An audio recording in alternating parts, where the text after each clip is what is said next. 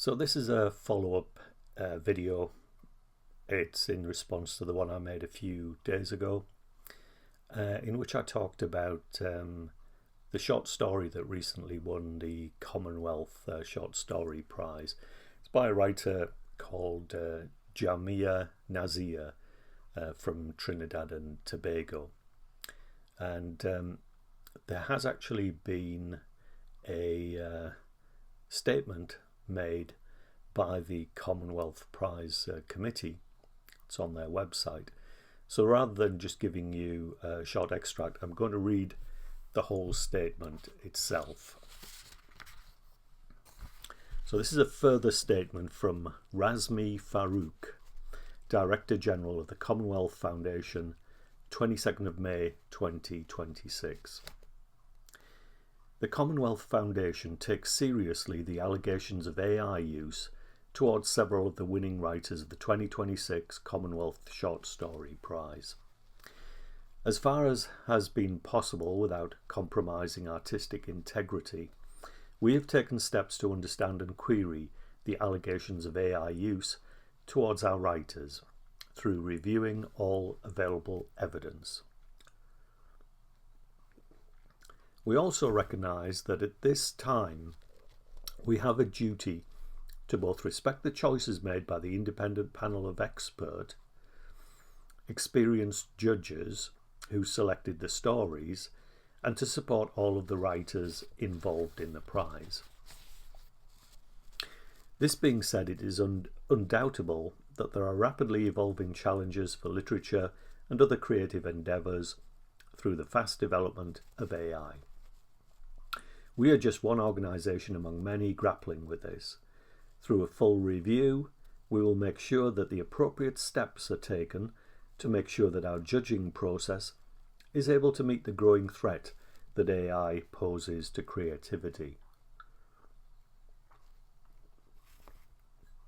We understand that the use of AI is the single biggest issue facing much of the creative world. And while we welcome constructive debate surrounding this complicated and nuanced matter, we are deeply concerned by the tone of much of the discourse surrounding it. At the centre of this are real people, striving writers, dedicated judges, and a passionate team. All those who submit to the prize are people with deeply personal stories, writers facing their own complex challenges through the vulnerable tool of writing. Our prize holds huge value in recognising their merit by bringing these people to the fore. The Commonwealth Short Story Prize is free to enter and anonymously judged, meaning many finalists are in their early literary careers. We hold a duty of care over them, which we take seriously as they contend with global attention that is entirely new to them.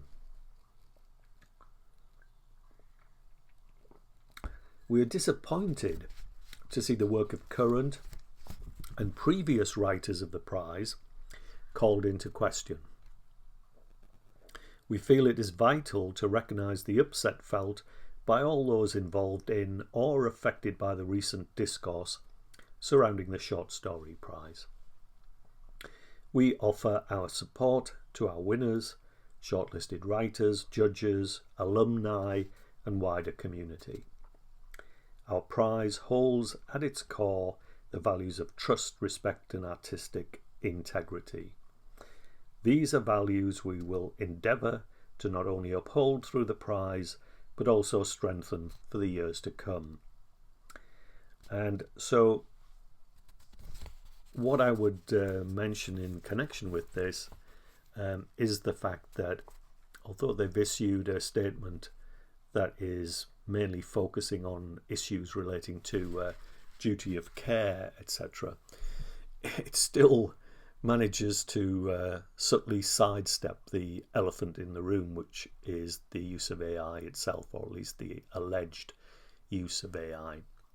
For the avoidance of doubt, I myself did enter the Commonwealth Short Story Prize a few years ago, and was unsuccessful. So that's the statement, and I want to pick up on a few other facts that I've managed to glean, especially about the author. So there is actually a Guardian piece from 2018, which is attributed to someone called Shastri Bhudan, and it's got the title Poetry for the Soul by Jamia.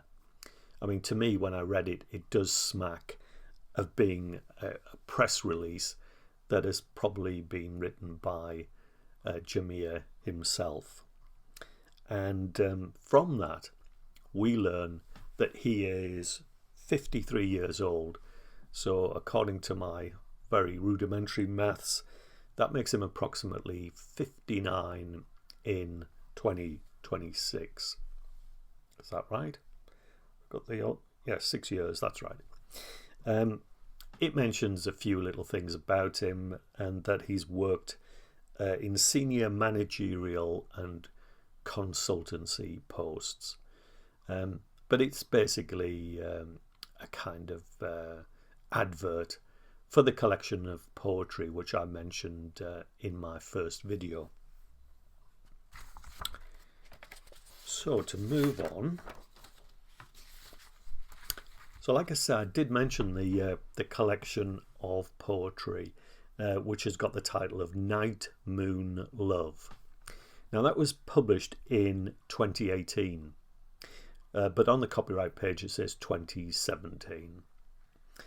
And although I mentioned that it's got 2 1-star ratings and reviews on Goodreads, it does actually have 8 5-star ratings on Amazon.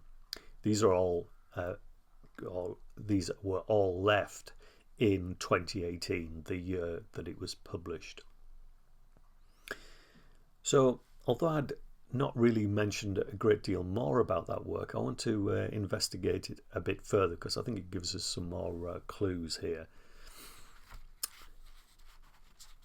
In terms of the work itself, the poetry, because just to explain, with Amazon, what you can do is you have this facility which is called Look Inside, and that allows you to sample some of the work with a short poetry collection that's only 50 pages. It only lets you read 3 of the poems themselves. However, there's also a preface that was written by the author, and this is interesting, because let's listen to the prose here. It's pretty straightforward, as you will see. I'll read you the whole of the preface.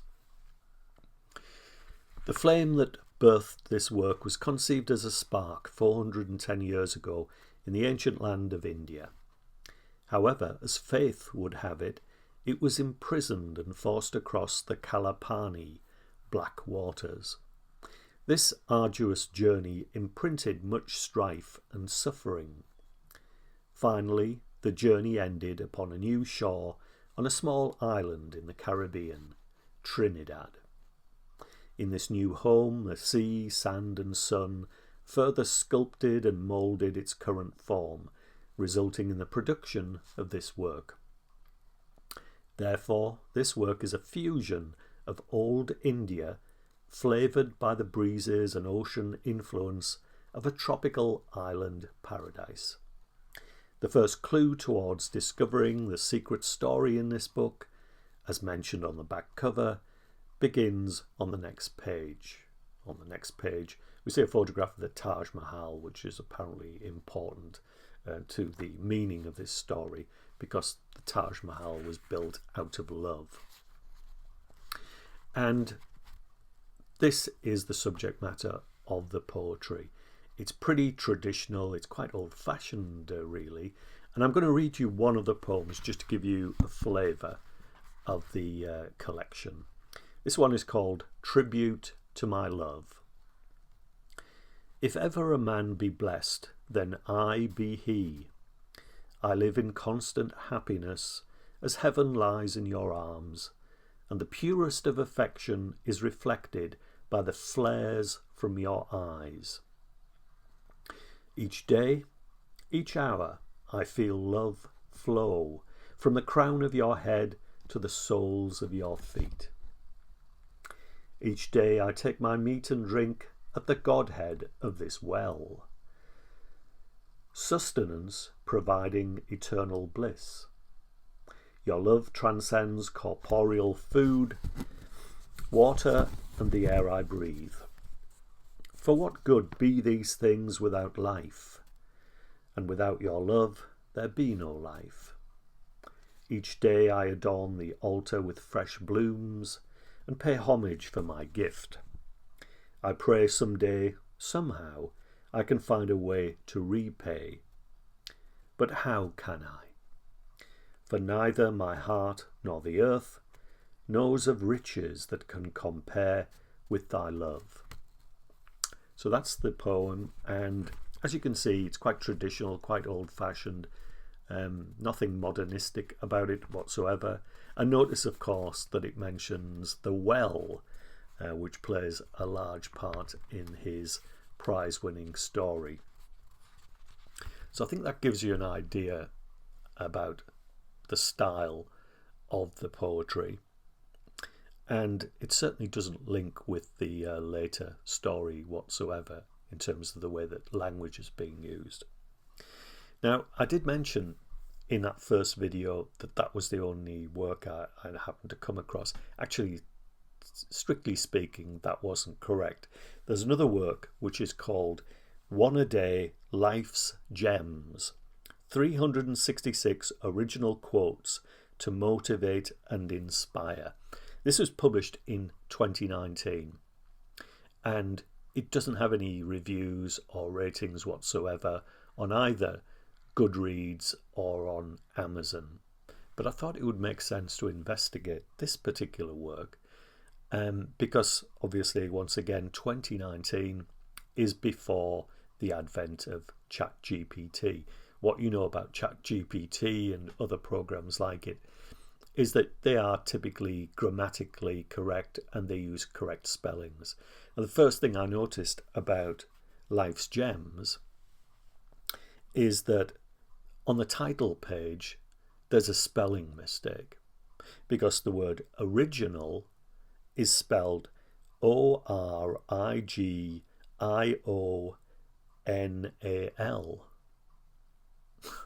Okay, so that's certainly not indicative of ChatGPT usage, but it gets worse.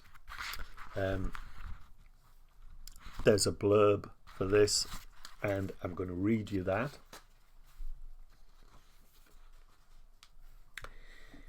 In my conversations and discussion with persons, a number of them have indicated that they are inspired by reading and reflection upon inspirational quotes.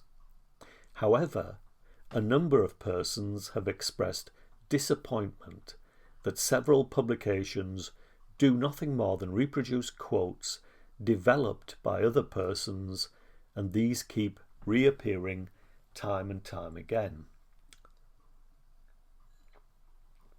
This work is different. It is comprised of 366 original quotes. Notice it should say comprised. These are written to be easily understood and bring comfort in times of need and to motive in coping with life's challenges. That should read motivate, okay?